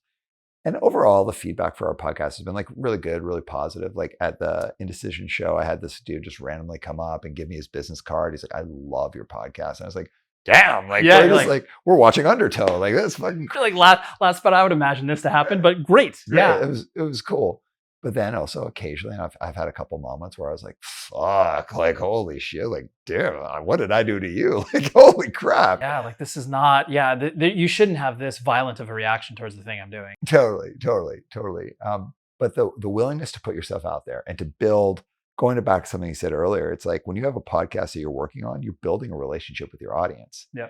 Because you have to earn their trust that episodes are going to be good, that you've got the best intentions in play. And the more you build a relationship with your audience, the more kind of daring you can be with the types of podcasts you have, or the types of guests and the types of things. Yeah. I love every aspect of it, but it's challenging. And so I want to go to the vulnerability space, and I want you to stop me wherever you want to stop, because Sure. we've kind of talked about this before, but you are kind of the classic heart in your sleeve guy. Yeah. And anyone listening to this who doesn't know you is probably like, oh, that's like a very positive guy. But you've had your own share of troubles, which you have been very, very open about, especially things having to do with like mental health and challenges. So wherever you want to go from there. Yeah. And I appreciate you not only because that's clearly a signal I send out in the world. And so when people understand that, they know, frankly, like how to approach me, which is usually like with open arms, open hearts, whatever, cliche hardcore lyric you want to put in there. So like specifically in regards to, the first thing that pops in my mind is like my wife went through a long battle with cancer, like a 5-year, trial and tribulation. Fortunately, she's in great health now. She's technically considered cancer-free, but it was, at that time, it's like, I'm not old, all things considered. I mean, my early 40s, but like we encountered this. So it was probably around, she was 34, 35, roughly speaking. And so, have a child, like there was a lot that was going into this, and it was like a completely rare form of cancer, all this sort of stuff. So she's a very private person, but she obviously understands I'm not. And so, but we had to have a discussion about it where I was like, I can't not address this, not only like in all the public facing things I do, from the podcast, from, Instagram, from everything. Like, I don't want to keep this just my own desires. Like I would feel weird keeping this from people, broadly speaking. But I had to have a conversation with her where I'm like, you are obviously the author of your own story, your own life. Like I will share as much as you want to, as much as you're comfortable with. So in navigating that, and she was very much like, you can share as much as you want. Like, this is, even though I'm going through it, like this is as much of your story as it is my story. So I was like, all right, well, like the floodgates are open. Like I am going to put it out there. I'm going to put out this entire journey, whatever trajectory that may go, good, bad, everything in between. And not like oversharing in regards to just like, oh, here's her in the hospital getting chemo. Like certain elements of it was shared, but like not to the point where it was one of those things where it was like, while I was trying to elicit, emotion and connection, I wasn't I wasn't trying to exploit whatever it was that we were going through for, extra additional, impressions, whatever. Like that was not part of the consideration set. Cause like that can obviously be, ghoulish where people are sharing their stuff where it's just like, dude, that's like too much.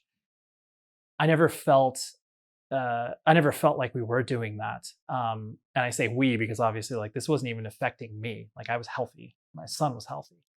But in putting it all out there, it was like and this is going to probably harken back to many of your experiences in regards to like playing shows and the connection that you can get with people, obviously like after you play, and just those really intense conversations you can have about whatever a person derives from your art.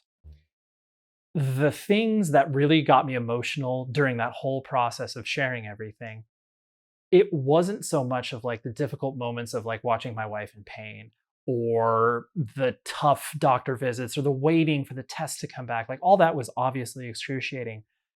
Where I got emotional was like people of all shapes and sizes. I'll give you a story, and like whether or not Scott Vogel wants this to be shared sorry, Scott.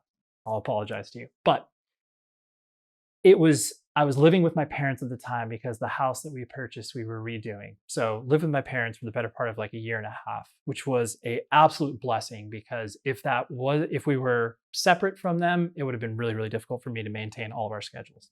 Anyways, the reason I mentioned that was because like my address was not a quote unquote normal address where people knew to send me stuff. I got a card in the mail from Scott Vogel. This was maybe a couple weeks after I had shared on Instagram that my wife was going through this.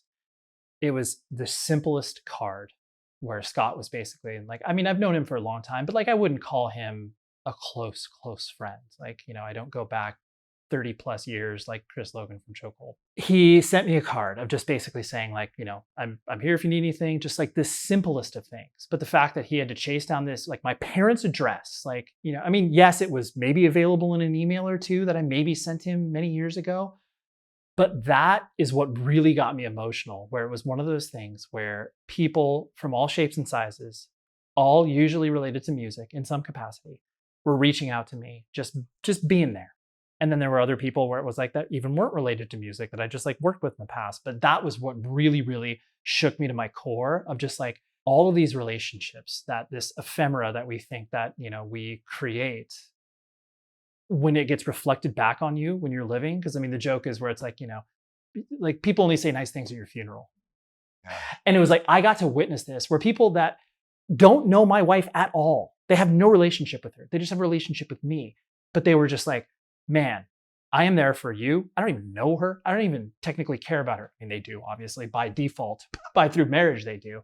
But that is what really, really, really, like I said, shook me to my core of just how unbelievable people can show up and even if it's just as simple as like an Instagram message or whatever, like all of that really, really, I wasn't expecting to be so caught up in that, of those feelings, of that's where the emotion was being elicited. But that's what really, really shook me. The interesting line when you're talking about like sharing in a way that creates connection, sharing versus sharing being ghoulish. Yep. And it's I don't want to say it's tough. It's like everyone's different. Like of course, one person's going to look at something and being like, "Oh, you're just doing this for likes," or blah, blah, blah. Of course, and it's the same way where someone might be like, they look at someone's behavior like you're just doing it for attention. Yep. It's like people are doing something for a reason, and whether or not you think that reason is a good reason or a bad reason, that's up to you. It's your perspective. Yep. I think people sharing, especially things with like health, mental health, is important, and you can always just mute. Like I've had people who are sharing a bunch of stuff on social media that I was like, good for you, but I got my own stuff going on. I've got a lot of anxiety right now. I can't be watching this. Yep. Mute. Okay. You just mute it. In fact, I literally am not on Instagram anymore because I don't want to have negative critiques of what people are sharing or why they're sharing it. And people should share whatever the hell they want. Of course. Appropriately, like there's some things I think there's some opinions I don't want to see from people, but it's their right, whatever it is. But you can always just choose to mute or to follow or to pay attention. Yep. And I think we're in a better position when if people are going through something from a mental health perspective and they're sharing from like a real space. Yep. And again, who am I to judge what's real? But I'm just speaking in generalities or a health thing. I think it's beneficial. Did a podcast with my mom not that long ago, and my dad lives with dementia, and we talked a lot about that. And my parents, they're still married, right? But my dad lives in a home, and he doesn't know who we are anymore. And my mom talked a lot about that. And on one side, someone could be like, "Oh, that's to draw people to the podcast," and for another side, it could be like, "No, this is for everyone else who's in early stages of this and doesn't know what to do, doesn't know how to process it, doesn't know where to go to help, or for people who've been through it and can look back and give us advice." And I've had on both sides. I've had people reach out and be like, "Dude, we're going through this now. Like, thank you for putting that up." And I've had people be like, "Hey, 5 years from now, this is probably how you're going to feel. And if you are, like, reach out to me." I think if you do something, you do it from the right place, and you do it well, because like anything worth doing should be done well. Sure. If you're and you do it well, I think it's it gives people the chance to show that they care and that human beings have a really strong good streak if you set up the conditions for them to show it. Yeah, absolutely. And I think to that point too, just the idea of being able to navigate, like the idea of broadcasting that, like whatever it is that you're going through, to me, the instinct that I immediately went to was just like, if I can't be, and this is going to sound like it's just a walking cliche, but if I can't be the best version of myself to you or anybody else, like I want them to know why. Where it's like, yo, I'm in the middle of this. Like, I want you to be aware of this. So not like you need to treat me with kid gloves where I'm like, oh, should I even like bring up like, how's your wife's health? Like, I totally understand why people would not want to bring that up or whatever. But at the same time, it's like broadcasting that just makes you more human because you're going through something that is obvious. I mean, especially when you're talking about the curated lives that we live, if you're not sharing as much as you're going through, like, then you're obviously just sharing this snippet of yourself, which is fine. And that's how most people live. But it was like, I can't do this and not talk about this in some capacity and just be like, all right, we're going to keep this private. We're going to keep this locked down. I was like, that's not my own instinct. Like, no matter what it is that we're going through, it's not my instinct. So I'm like, I just want to make sure you're okay with it. And probably like, we probably would have to navigate it differently if she was, as online as I am or as similar of a personality as I was. But because she wasn't, she was just like, no, that's totally fine. Like, as long as there is that, attention to detail, like what you're talking about, where like, if you're doing something, you're doing it well, then I'm like, yeah, as long as we're portraying what it is that we're going through, then so be it. And then that way, in turn, people, like you said, will obviously offer unsolicited advice no matter what, which is, that's fine. And people are trying to identify with whatever it is you're going through. But understanding that people know what it is that you're going through if they're approaching you at a certain time. And that's like just beneficial in general, to your point. Yeah, it's funny, unsolicited advice. I actually solicited advice from someone the other night, like a friend of mine who I love. I asked their advice and they started giving me their advice. And I was like, I wish I hadn't asked for this. You're like, wait a minute, I revoke that statement. Yeah. And it wasn't that their advice was bad. Yeah. It was they had just gone through something like kind of similar to something I'd been going through. Yeah. And like it had this happy ending. Like it had a happy ending. And I was like, I don't think this is going to go that way. Right. Like, I don't think your advice, knowing the parties involved, is good advice. And I was like, I started kind of like backpedaling. Like I kind of didn't want to talk about it anymore, but they were already like, almost like, listen, son, like, I was like, she's like, oh, damn. Yeah. The horse is out of the barn on this one. Like, can't bring this back. Totally. But speaking to giving people chances to be a good person, there's something I told you last time I saw you at a show that I want to talk about now. Yes. It has to do with you and me. Sure. So you and I have known each other for a long time, but Yep. always just like very like, oh, hey, how you doing? In Like, passing, yeah, yes. just really, really in passing. We've been at each other's shows, we've talked.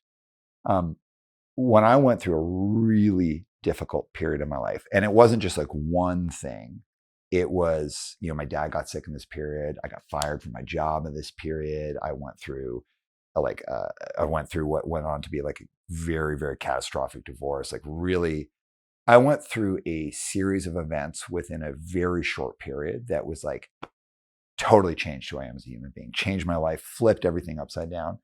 I went through a period where, and anyone from the punk and hardcore scene is going to know what I'm referring to. I went through a period where I just was out of contact with everyone. Mm-hmm.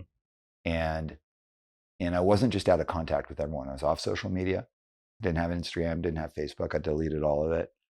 I had pulled away from most people that I was friends with. And I really just had a small group of people that I was speaking to.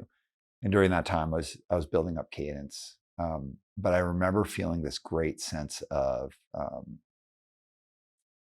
isolation and desperation. Like I don't have an ability to speak to people about what's going on for me. It's terrified to just hit people up and being like, hey, are we cool? Like, do you, like, and also it's like, you don't want to kind of start being like, here's my side of the story. I was just like, like, okay. And I just remember feeling like I have never in my life felt like I have no ability to communicate with people. Nobody's coming to me for interviews because I wasn't playing in an active band. And from a band perspective, had become kind of radioactive. Me and my group of friends had become a bit radioactive, and nobody's reaching out to us for any good reason. Yeah. And the business was going great, but my personal life was a train wreck. And all I had was like these few friends I was in touch with. And out of nowhere, you hit me up. And I started an Instagram. And in fact, I was so hesitant to start an Instagram that I started it, but I didn't even go under my own name. I just kind of had this other name about it. Then I've got the Instagram. I'm having anxiety attacks about it, like really intense. I get messages from people. I'm like leaving them unread for days. And then you hit me up out of the blue and they're like, hey, do you want to do an interview? And I remember talking to a couple friends and they were like, don't do it. Not because of you. They're like, you're inviting something negative if you do this. Yeah. You are putting your hand up and saying, hey, I'm still here. And you don't want that. And in fact, I had one friend really push on me. It was like, don't do it. It's like, it's only bad things are going to come from this. Don't do it.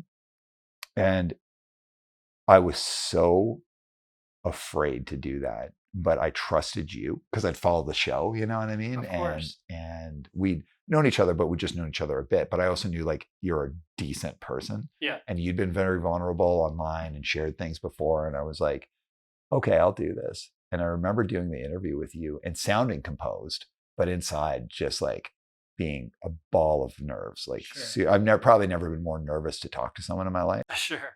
And then we finished it. And then I was very prescriptive with you. It's like, I don't want this on there. I don't want that. Totally. And then I was very interested in how many people were listening to it. And not because it was from an ego perspective, because I was actually kind of scared for people to listen to it. Right. Yeah. Like it was like, oh, X amount of people have listened to it. And that would be both like a good number for me where it's like, okay, I've kind of put a flag out there, but also a like, holy fuck, like, what does that mean? I want this to blow up. Right. Yeah. Right. And that's why I was checking in with you so much on it. And I only got the best feedback from people where people are like, oh my God, I haven't talked to you in years. How are you? I heard this. It made me want to reach out to you. Like, I didn't know what you were going through.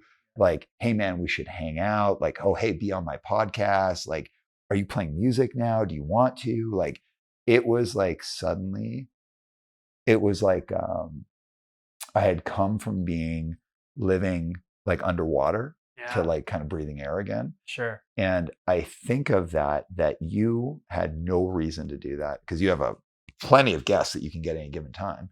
And also it's like you kind of put a cloak of the brand of your podcast around me and said, it's okay. And you didn't ask me like stupid questions. You weren't trying to like push me to do something I didn't want to do. And like you basically, without saying it to me, was like, hey man, it's okay to be a person in this world, like this world we walk in. You can be a person in this world. Let me just help you here. And I know I said this to you, and when I said it to you in person, you were like, "Oh, wow, thanks." No, not only did it resonate with me because like helping you in any capacity, it's like that's obviously a unintentional consequence, or not consequence, but an unintentional benefit. There we go. I think the thing that hits me about what you're saying in regards to that is just like being able again to give. It sounds dumb, but just like you're given the space for, but it's like your value as a person is not attached to anything that you're doing. Like that's the initial attraction to point for most of us for whatever it is that we're doing. Totally. But the core value of like, oh yeah, like to your point of just like, your reputation precedes you, where I was just like, I know Aram has interesting thoughts, has interesting experiences, all of these things I knew preceded me wanting to speak to you. And I was like, regardless of the timing of the reach out, I was just like, oh, this feels enough away from your, traumatic event of going through, where I was like, oh yeah, like this feels appropriate. And like, I just want to know more about you as an individual. But all of those things that you can give to a person by just, like you said, opening up something, whatever, however you felt going into it, where it's just like, I want to control certain aspects of this. I want to control the presentation. You still were like very open, yourself. You were just being yourself. And that was really not only special to me, but obviously special for you to open yourself up so that people could be like, oh, I can tap into Aram. Like, it's totally good. It was totally good. And from that, I was able to do change. I was able to put out a new record, which I wouldn't have done beyond that. And I know it might seem like I'm like kind of hyping up this thing, but it's like the advice of my friends is like live underwater for the rest of your life. And not because they don't want me to be out there. It's because they want to protect me. Of course. And when you're in a situation where it's like, I'm connected to something bad that happened. I'm not the doer of the bad thing, but I'm source. I'm connected to it. And you want people who have been hurt or wounded to have the space. You want them to be able to express themselves, and you want to give them all that space, and you want to witness that and listen to it and do what you can to help. And then a year passes, and 2 years passes, and 4 years pass, and you kind of feel like, what do I do here? Like, do I say anything? And you want to be really respectful of the space that people deserve to have to express themselves. And also you want to kind of find your way to not diminish that or take away from that, but kind of eke your way back into normality for yourself after really having a lot of reflection and a lot of time. And I try and be very thoughtful. I talk about it because I don't want to redirect and being like, hey, like, look at us over here and look at this bad stuff, because there's like serious conversations that have happened and continue to happen to address things. And at the same time, it's like, hey, I don't want to ignore it. I want to, if people want to talk about it, I'm here to talk about it. I'll totally there to talk about it. And as I have through the years. And also I want to be able to I want to move forward in my life. And I felt like while I was building this great business and I was doing really good, and I was able to help my parents and I was able to do these things, I just felt that like who I am as a person was gone. Right. And I was just a shell of a human being that was going, because also there's like kind of like unaddressed trauma. I hadn't worked through things. Going on your podcast and you kind of giving me an elbow, like, hey man, it's okay. Like come talk for a little bit. And it was so casual and so relaxed. And you really working with me on kind of working with how I wanted to present it, and also working with me like when I'm like, how many numbers? It's like you're not being weird about it. You understand. It was such a difference maker. It set me up to do this podcast. It set me up to do change. And it really allowed me to position myself back into a space where it's like, hey, like I just want to move forward in my life. And I am so appreciative of you. And I've always appreciated you as just a person in the world. I think you do cool things. You're an interesting guy. Like you do a cool podcast. But it was just such a thing for you to do that frankly, like nobody was like, we should have on our podcast, we should go get Aram, or we should interview Aram. Like nobody was doing that at that point. Yeah. It was a massive thing for me. So I just want to take the time to like really clearly unpack that. And thank you for really like bringing me back into helping me get back on my feet. Yeah. I have no words besides like, I'm very glad that I could be that for you. And it's just, that's exactly the type of conversations that you can have. And it wasn't like that was obviously the reason or impetus for me to reach out to you. It was just like I said, I find value in you as a human. I think your experience with everything that you've done is incredibly interesting. And that was the end of the conversation as far as why I wanted to have you. And just the fact that all of these, the butterfly effect of like, oh, where the wings, turn into a tsunami across the world or whatever. All of those things to pull you back into just like, yeah, this is the world that you have attached yourself to and you've provided a lot of value in. And it's just like having the rug pulled out from underneath you. And then fortunately, you having to go through all of the difficult things that you went through to ultimately emerge of being like, now I am now I'm a person that has gone through something, not saying that you've never think through prior to that, but just like being able to pick all of these pieces up and be like, okay, yeah, like I can be here and it is an important place for me to still exist in and bring value to. And like, I think that that's just whether or not I was able to articulate that of wanting you on the podcast, but it was just, I just felt that compulsion where I was like, oh, I want you on here. And just because I find all of those things interesting about you. Thank you. I appreciate that. So now we're heading towards the end of the interview. Yes. Are you ready for the crucial three? Of course I'm ready for I gotta think of really. Okay, I have the first one, and this one is just I'm looking for pure speculation. Totally. Part of it's going to be based on the patterns that you've seen, but part of it's just going to be like gut feeling. Yep. Business of podcasting. Yes. What does it look like 5 years, 10 years, and 15 years out?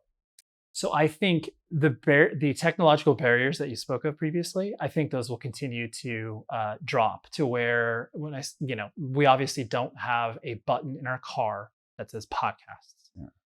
And so, radio is going to continue to erode people. It's just a less important part of most people's lives, especially from a generational perspective.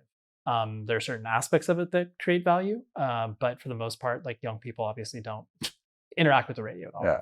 So I think as those technological barriers continue to erode, more and more people are going to engage with podcasts, not only from a news perspective, entertainment, like it is the only medium, because whatever, obviously people look at AI and, remember when we were all going to live in virtual reality? Like obviously that didn't happen. There's some version of it, but yeah. So the fact that podcasting has latched on and has stayed and has only grown larger. So I think it's going to continue. People are going to make investments. People are still like, I would compare to like a grade level perspective. I would say podcasting is probably maybe like 5th or 6th grade. Like they know how to tie their shoes, roughly speaking, as an industry, but like it's not as evolved as obviously like radio and television. So in 5 to 10 to 15 years, like it's only going to become larger. We have no clue where the ceiling is until we see that ceiling, until we see the plateau of it.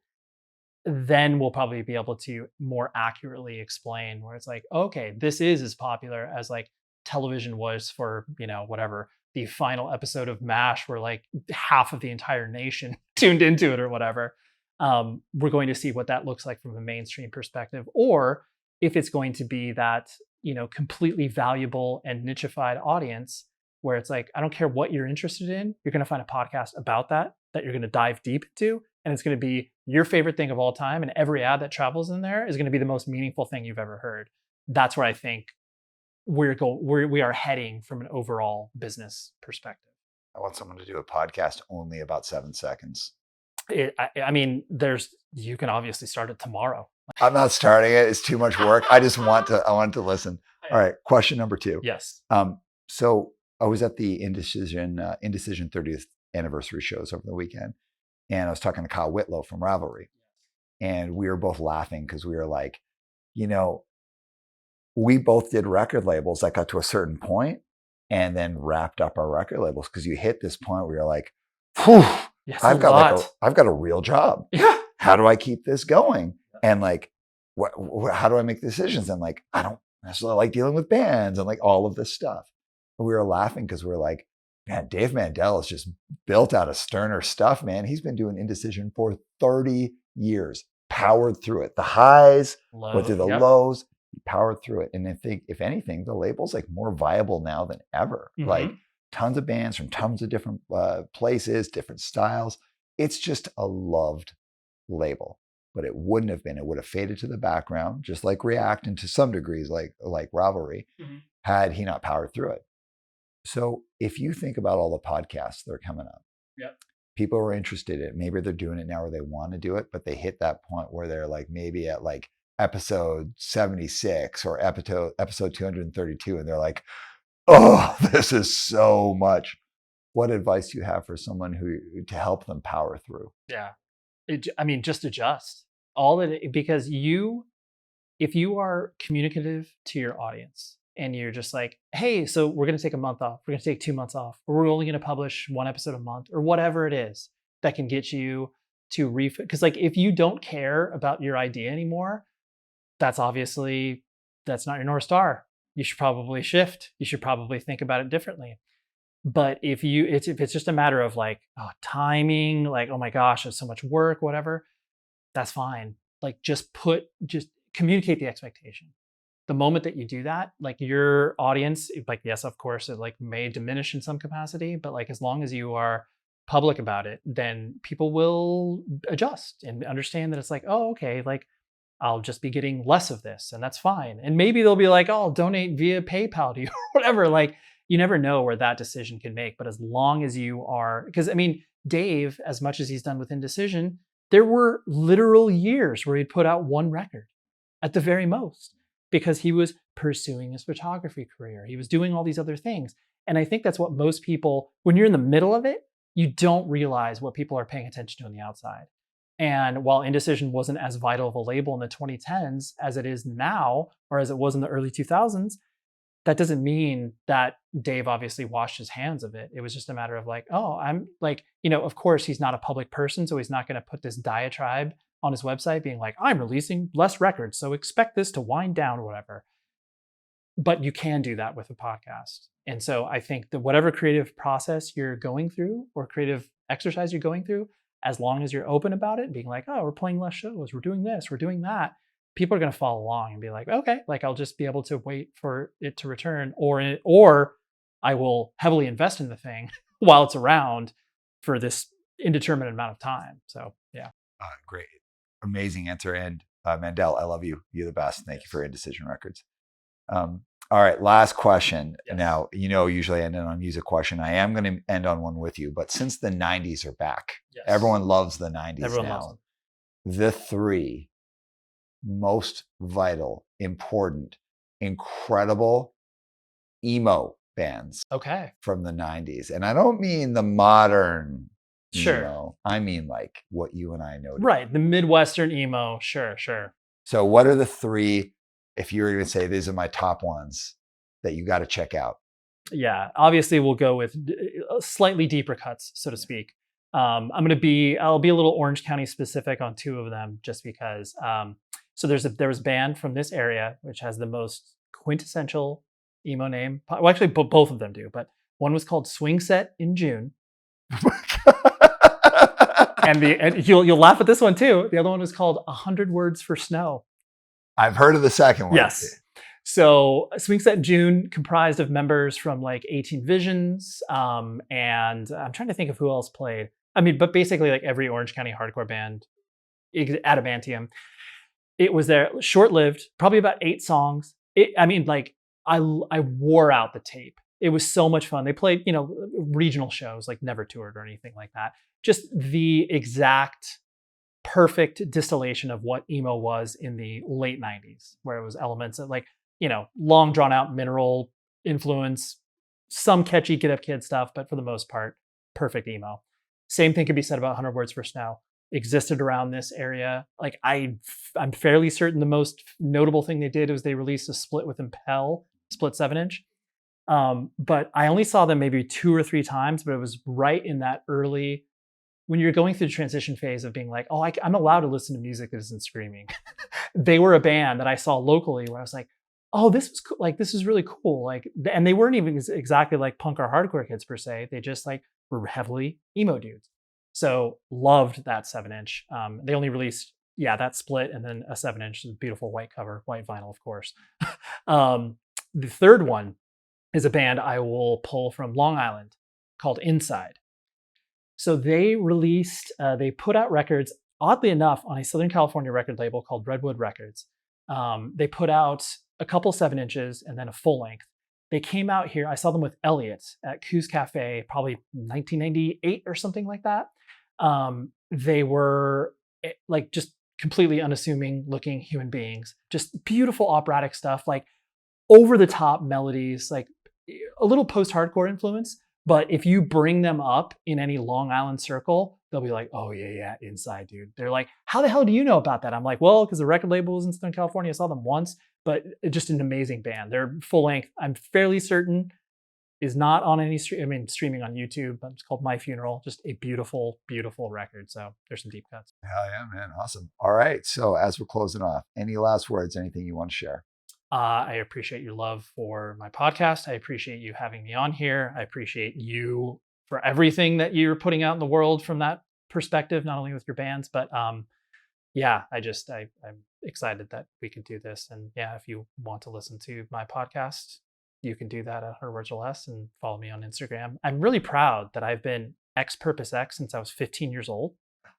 That's pretty good. I've never changed it. And there was a band from New Jersey called X Purpose X that I excitedly got emails for in the early years of when I was singing in Taken. And I thought they were interviews for Taken, but they were interviews for X Purpose. And I was so bummed. I was like, oh, damn it. But yeah. And then they went on to just become Purpose. They did. They dropped the X's because I think they sold out. Yeah, and they put out that record, Art as a Weapon. Exactly. And then that guy went into, what was the singer? He went to a great band that was on Doghouse. Oh, didn't they do, no, that was the Silent Majority. It was like Red, Simply Red or something like that. No, that was Blood Red. Blood Red, thank you. That was Tommy's next band. That with was his brother, yeah, which is great. Yeah. They went into this other band the full thing was like, oh, it sounds like Dag Nasty. It sounded nothing like Dag Nasty, but it was sick. Right. Like, it was still great. Yeah. There were 2 records, one on Doghouse and one on some other label, and both were unbelievable. Okay. Better than Purpose. Yes. Anyways. Yes. At X Purpose X, you can follow me on any social media platform. I'm just proud that I've been very consistent about that. Congratulations. Thank you. All right, everyone. This is it for another episode of One Step Beyond. And you know what? Keep on keeping on, everyone. We'll talk to you soon.